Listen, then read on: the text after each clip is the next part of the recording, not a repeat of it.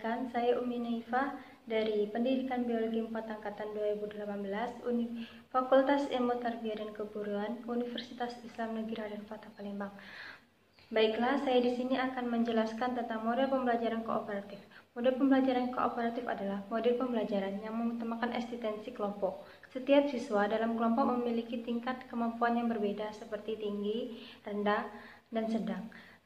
Dan jika mungkin anggota kelompok berasal dari ras, budaya, suku yang berbeda dan memperhatikan kesetaraan gender, model pembelajaran kooperatif mengutamakan kolaborasi dalam memecahkan masalah untuk menerapkan pengetahuan dan keterampilan untuk mencapai tujuan pembelajaran. Di sini saya akan menjelaskan tentang model pembelajaran kooperatif tipe PBL atau Problem Based Learning dengan materi sistem ekskresi pada manusia.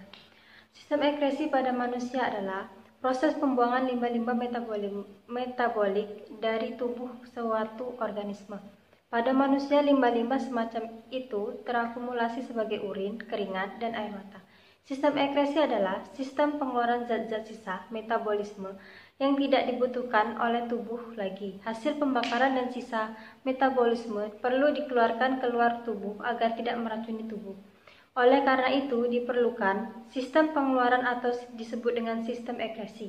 Ekskresi artinya pengeluaran limbah-limbah hasil metabolisme pada organisme hidup. Zat sisa metabolisme yang harus dikeluarkan antara lain karbon dioksida atau CO2, urea, air atau H2O, amonia atau NH3, dan kelebihan vitamin dan zat warna empedu. Selanjutnya, organ-organ penyusun sistem ekskresi pada manusia.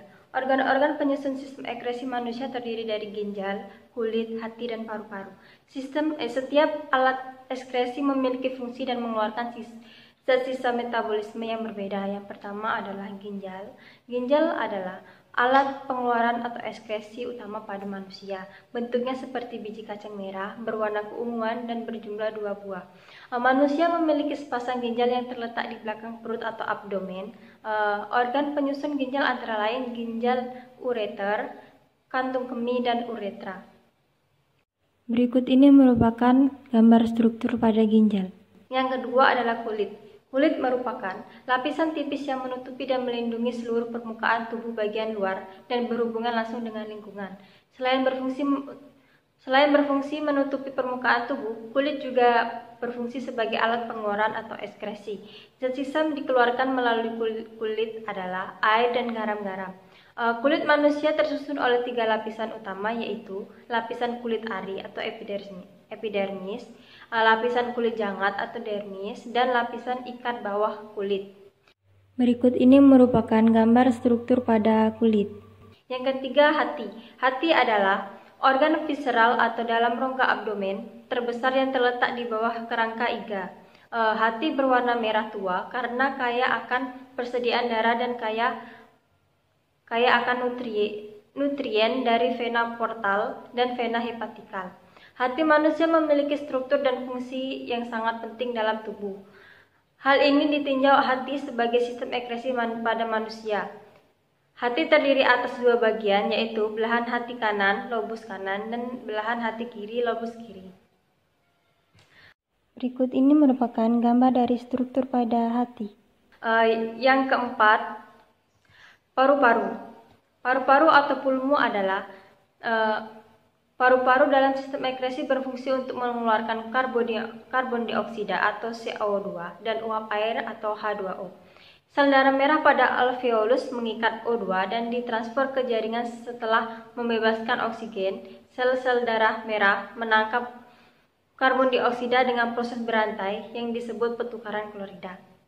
Berikut ini merupakan gambar pada struktur paru-paru. Oke, selanjutnya kelainan atau penyakit pada sistem ekskresi. Kelainan atau penyakit pada sistem ekskresi merupakan sebuah kondisi di mana organ sistem ekskresi tidak bekerja secara normal.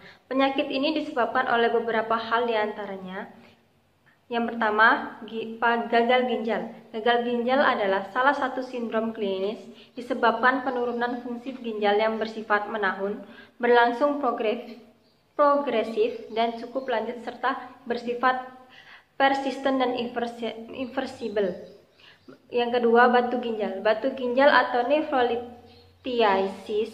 Nefrolithiasis merupakan salah satu penyakit ginjal, di mana ditemukannya batu yang mengandung komponen kristal dan matriks organik yang merupakan penyebab terbanyaknya kelainan kemih. Yang ketiga, nefritis atau sindrom. Sindrom nefritis akut merupakan kumpulan gambaran klinis berupa aligunaria, edema, hipertensi, adanya kelainan urinalis, dan nefritis terjadi disebabkan oleh infeksi bakteri Streptococcus pada nefron. Yang keempat, jerawat.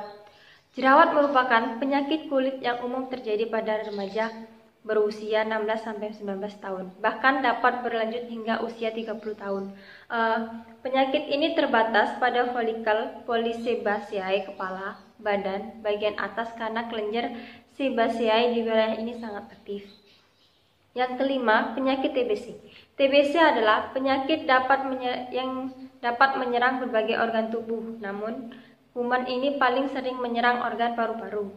Yang keenam, gatal. Gatal adalah sejenis sensasi yang sebenarnya merupakan sejenis rasa nyeri yang sangat ringan. Gatal dapat ditimbulkan oleh macam-macam sebab dan tidak selalu menunjukkan kelainan kulit. Yang terakhir, sirosis hati. Sirosis adalah penyakit kronis hepa yang irreversibel, ditandai oleh fibrosis, disorganisasi struktur lobulus dan vaskuler, serta nodul regeneratif dari hepatosit. Sekian penjelasan dari saya. Saya akhiri. Wassalamualaikum warahmatullahi wabarakatuh.